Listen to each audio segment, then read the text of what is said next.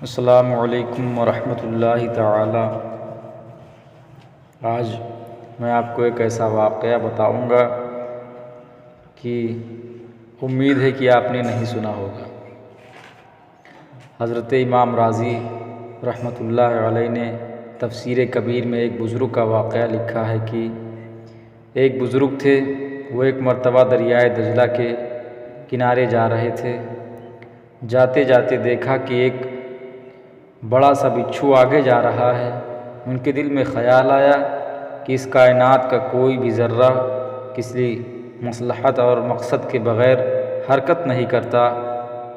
اللہ تبارک و تعالیٰ کی کوئی نہ کوئی مصلحت ہوتی ہے، یقیناً یہ بچھو بھی کسی کام پر جا رہا ہوگا، تو آج میں ذرا اس کا تعاقب کر کے دیکھتا ہوں، اس کا پیچھا کرتا ہوں اور دیکھتا ہوں کہ یہ بچھو کہاں جا رہا ہے اور کیا کرے گا۔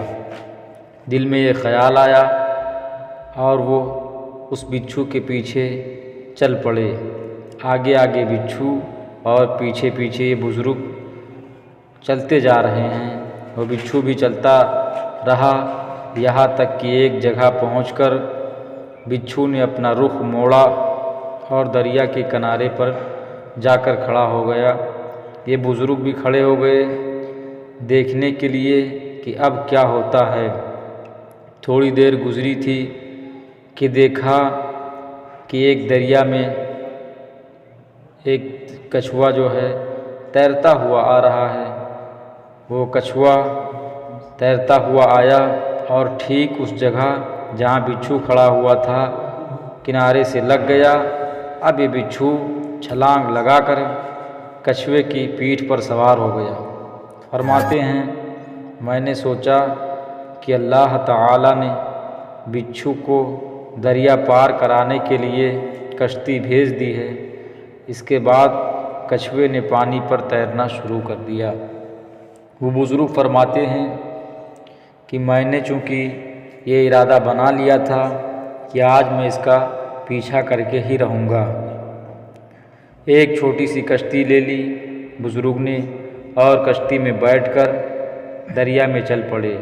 وہ کچھوا اس کو گھماتا پھراتا دریا کے دوسرے کنارے پر پہنچ گیا اور وہاں جا کر کنارے سے لگ گیا۔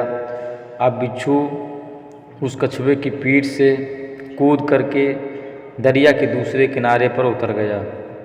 بزرگ کہتے ہیں میں نے بھی کشتی کنارے سے لگا دی اور میں بھی کنارے پر اتر گیا۔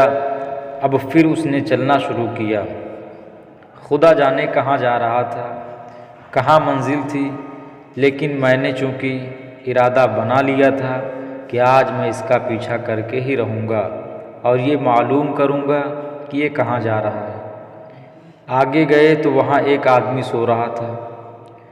بزرگ کہتے ہیں میں نے سوچا کہ شاید بچھو اس آدمی کو جا کر کے کاٹے گا اور شاید اسی لیے سارا سفر طے کر کے آیا ہے۔ بزرگ فرماتے ہیں میں بھی پیچھے پیچھے چلتا رہا، یہاں تک کہ جب میں اس سوئے ہوئے آدمی کے قریب پہنچا تو میں نے دیکھا کہ ایک سانپ اپنا فن اٹھا کر اس سوئے ہوئے آدمی کو ڈسنا چاہتا ہے۔ اس نے اپنا فن اٹھایا ہوا ہے اور قریب تھا کہ اس کو ڈس لے۔ اچانک یہ بچھو پہنچا اور اچھل کر اس سانپ کے اوپر سوار ہو گیا اور سانپ کو اس زور سے ڈسا کہ سانپ زمین پر گر گیا اور وہ مر گیا۔ وہ سوتا ہوا آدمی سو رہا تھا، اس کو کچھ پتہ نہیں کہ کیا ہو رہا ہے۔ جب سونے والا شخص بیدار ہوا، اس کی آنکھیں کھلیں تو دیکھا کہ قریب میں بچھو جا رہا ہے، تو اس نے پتھر اٹھا کر اس بچھو کو مارنے کی کوشش کی۔ بزرگ فرماتے ہیں میں نے جا کر اس کا ہاتھ پکڑ لیا کہ خدا کے لیے اس کو نہ مارنا، یہ تمہارا محسن ہے، اس نے تمہاری جان بچائی ہے، اسے اللہ تبارک و تعالیٰ نے تمہاری جان بچانے کے لیے بہت دور سے بھیجا ہے۔ اگر یہ بچھو نہ ہوتا تو سانپ تمہیں ڈس چکا ہوتا اور تم مر چکے ہوتے۔